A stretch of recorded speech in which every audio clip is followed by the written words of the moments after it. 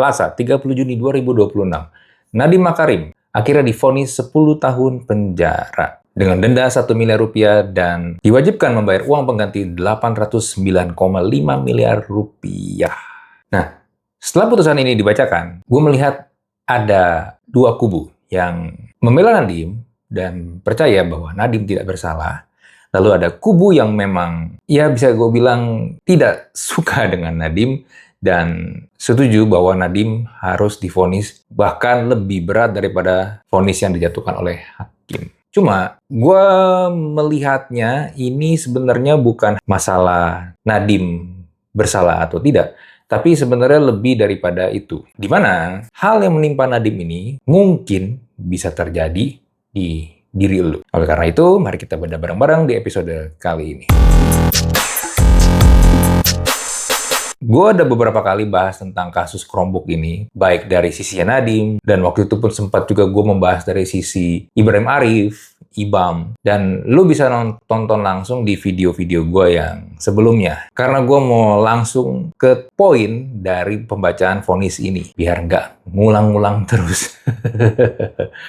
Nah, jadi begini, yang gue lihat ketika Nadiem ditangkap atas tuduhan terlibat dalam korupsi Chromebook ini, terutama menjelang tuntutan jaksa, Nadiem memang mulai memainkan narasi untuk mendapatkan simpati publik, which is berhasil karena banyak banget datang dukungan untuk Nadiem. Yang sepertinya kalau gue lihat ini ingin mencoba apa yang sudah dilakukan oleh Tom Lembong, dan Tom Lembong sendiri seperti kita tahu akhirnya dibebaskan. Walaupun secara vonis pengadilan Tom Lembong tetap dinyatakan bersalah oleh hakim. Tapi dia dibebaskan akhirnya karena mendapatkan amnesti dari Prabowo. Nah, putusannya kan tanggal 30 Juni 2026. Dan sebentar lagi 17 Agustus, di mana momen-momen amnesti tersebut itu diberikan oleh Presiden. Cuma gue nggak tahu seberapa besar perhatian Prabowo terhadap kasus dari Nadiem ini. Dan kalau misalnya akan ada amnesti yang keluar, apakah hanya Nadiem doang yang mendapatkan, atau juga Ibam, atau orang-orang lain yang diduga tidak bersalah dalam kasus Chromebook ini. Cuma, vonisnya tetap saja Nadiem dinyatakan bersalah. Dihukum penjara 10 tahun dengan denda 1 miliar dan membayar uang pengganti sebesar 809,5 miliar rupiah. Nah, ketika putusannya dibacakan, sebenarnya hakim itu memegang berdasarkan dakwaan dari jaksa. Jadi, jaksa itu mendakwa Nadiem dengan dua dakwaan, di mana ada dakwaan primer dan dakwaan subsidiar. Nah, di dakwaan primer, di mana ini basisnya adalah korupsi yang memang sengaja dirancang untuk keuntungan pribadi. Bahkan dirancang sebelum Nadiem menjadi menteri. Lalu ada dakwaan yang subsidiar. Ini tetap konteksnya kasus korupsi, tapi secara bobot lebih ringan. Jadi dakwaannya adalah Nadiem itu dianggap lalai dan menyalahgunakan wewenang dia sebagai menteri dikala dia menjabat. Yang dimana dilakukan bersama-sama dengan para terdakwa yang lain.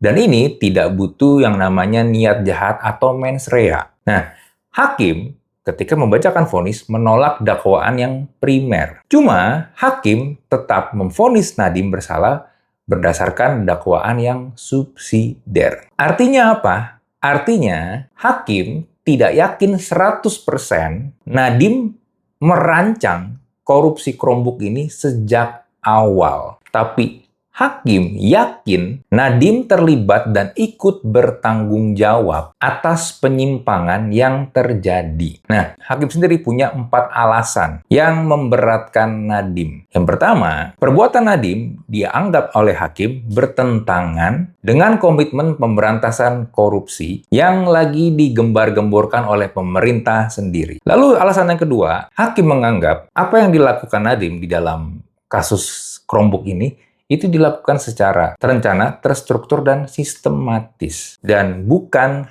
hanya karena kelalaian kebijakan atau administratif saja. Lalu yang ketiga, menurut hakim, kasus ini kerugian negaranya besar dan dampaknya luas, sampai ke anak-anak di daerah tertinggal, terdepan, terluar, atau 3T, yang justru paling butuh fasilitas belajar yang layak, bukan Chromebook yang akhirnya tidak bisa terpakai. Nah, lalu alasan yang keempat, ini yang menurut gua paling absurd sebenarnya, yaitu kondisi ekonomi Nadiem yang berkecukupan sehingga tidak ada alasan kebutuhan ekonomi yang bisa dipakai untuk membenarkan perbuatan Nadiem. Jadi ketika Nadiem mengcounter tuduhan dari jaksa dengan bilang dia itu mau mengabdi, lalu dia juga tidak butuh uang sebesar itu karena menurut dia secara ekonomi dia sudah lebih dari cukup, ya tapi justru karena Nadiem nggak butuh duit itu, makin tidak ada alasan untuk korupsi. Udah gitu, ketika selesai pembacaan vonis, hakim tidak memberikan Nadiem kesempatan untuk menanggapi apakah menerima putusan tersebut atau menolak, which is mengajukan banding. Tapi hakimnya langsung ngibrit.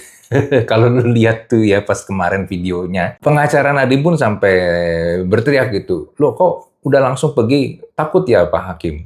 Sampai ngomong begitu. Cuma mungkin ada kabar baiknya buat Nadiem, yaitu adanya terjadi dissenting opinion. Jadi dari 5 hakim, ada 1 hakim yang menganggap Nadiem dibebaskan, bukan divonis. Cuma karena dari 5, cuma 1 suara doang yang menyatakan Nadiem harusnya dibebaskan, ya vonis akhirnya tetap Nadiem dinyatakan bersalah. Oleh karena itu, menurut gua, karena Nadiem ketika diwawancarai oleh pers setelah selesai sidang, dia menyatakan akan banding. Jadi kan ini masih di pengadilan negeri, dia akan membanding ke pengadilan tinggi. Nah, menurut gua, dissenting opinion dari hakim ini seharusnya ini bisa dipakai sebagai senjata Nadiem dan tim pengacaranya untuk fight di pengadilan tinggi. Yang menurut gua harusnya itu bisa dijadikan fokus untuk fight di pengadilan. Karena begini, sebenarnya udah gue pernah juga jelaskan ketika membahas kasusnya Niko Wijaya dan kawan-kawan yang vonis bersalah untuk kasus korupsi Tanihub. Lu tidak bisa mengontrol efek dari simpati publik yang lu mainkan. Karena tetap saja battlefield-nya itu ada di pengadilan.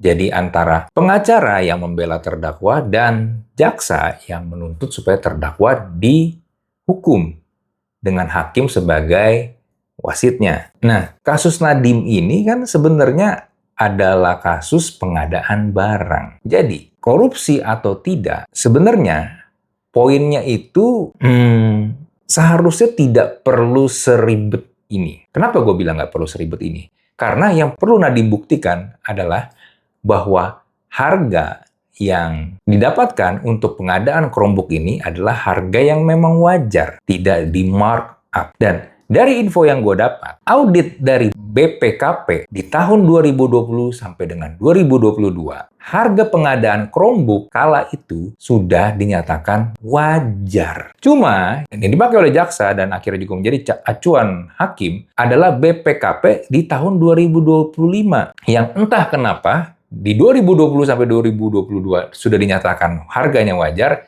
tapi di 2025 berubah menjadi harganya tidak wajar alias di markup. Nah, gue nggak tahu alasannya kenapa, tapi seharusnya ini kalau diibarat lu lagi perang ya, lu kan harus punya sesuatu, punya senjata yang memang menjadi senjata andalan lu untuk mengalahkan musuh lu. Nah, ini yang harusnya bisa dijadikan senjata ultimate. Tapi gua nggak mengerti kenapa ini tidak di-push oleh tim pengacaranya Nadiem. Jadi sekali lagi ya, terlepas siapa yang salah, siapa yang benar, kalau kasusnya sudah masuk ke pengadilan, itu adalah battle antara pengacara dan jaksa. Pengacara dan jaksa harus bisa meyakinkan hakim bahwa bukti-bukti, argumen yang mereka punya adalah yang paling benar. Makanya, seringkali kalau ada yang kena kasus, pemilihan pengacara itu menjadi faktor X yang krusial. Karena kalau misalnya nih, lu akhirnya dapat pengacara. Tapi pengacaranya ternyata kurang bisa untuk memainkan puzzle-nya ketika di pengadilan. Ya, ujung-ujungnya akhirnya cuma menjadi formalitas doang, ada pengacara yang mendampingi si terdakwa. Sedangkan kalau memang ini adalah kriminalisasi dan yakin tidak bersalah, tidak melakukan kejahatan, kan harapannya adalah lu dibebaskan dong, lu tidak dipenjara. Nah, upaya ini yang sebenarnya harus dilakukan oleh si pengacara untuk fight habis-habisan. Karena ya ini klien gua mau dia bebas. Kan ketika akhirnya bisa dinyatakan bebas, itu kan juga menjadi sebuah achievement dong, reputasi untuk si pengacara tersebut. Ya, but somehow, menang atau kalah kan, ya, lu tetap bayar. Emang benar ada success fee. Oke lah. Tapi, kayak lagi, mau kalah atau menang, lu tetap bayar. Kan males ya, lu udah kalah, tetap bayar pula. Ya, walaupun gue melihatnya memang, gue nggak tahu Nadiem atau mungkin keluarganya Nadiem ini ada pernah bikin siapa yang marah. Tapi gue melihatnya ya, dari kacamata yang netral, sepertinya ada yang memang menargetkan Nadiem, supaya Nadiem di penjara. Itu yang gue lihat.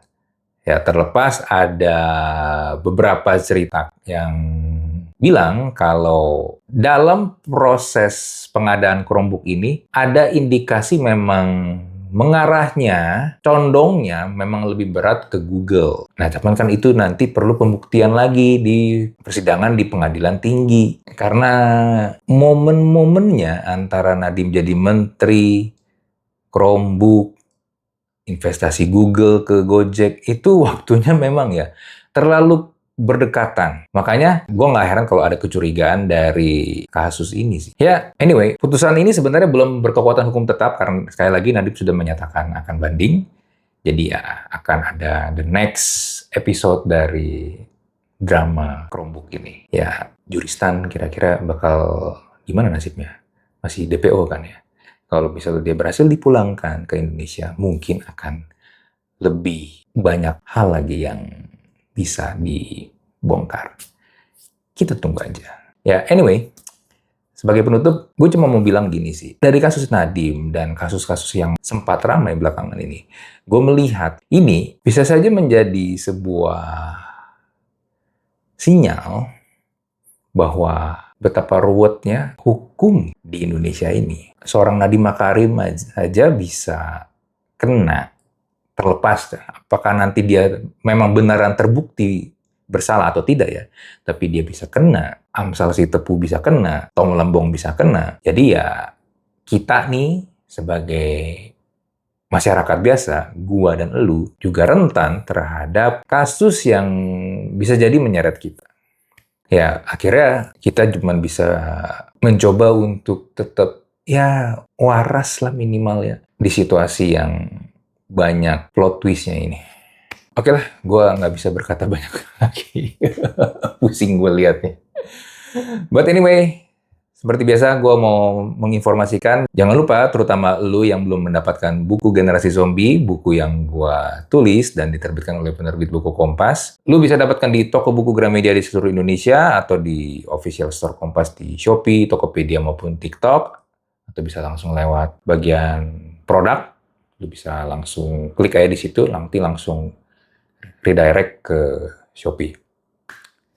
Bukunya yang ini ya, Generasi Zombie. Lalu gue juga ada buku gue yang kedua, Cara Cuan dari Podcast. Ini bentuknya e-book. Lu bisa langsung dapatkan juga di platform Quickie.id. Nah, kabar baiknya, kedua buku tersebut sedang ada diskon. Jadi bisa lu dapatkan sekarang juga, mumpung diskonnya masih ada. Dan jangan lupa juga gue ada YouTube membership. Ada video-video yang memang gue buat hanya khusus untuk member. Tidak gua. Lu bisa join mulai dari Rp19.900 saja. Oke, buat lu yang mau komen atau punya pertanyaan untuk topik di video ini, silahkan bisa langsung tulis di kolom komen. Kita jumpa lagi di Thinking Room episode berikutnya. Bye.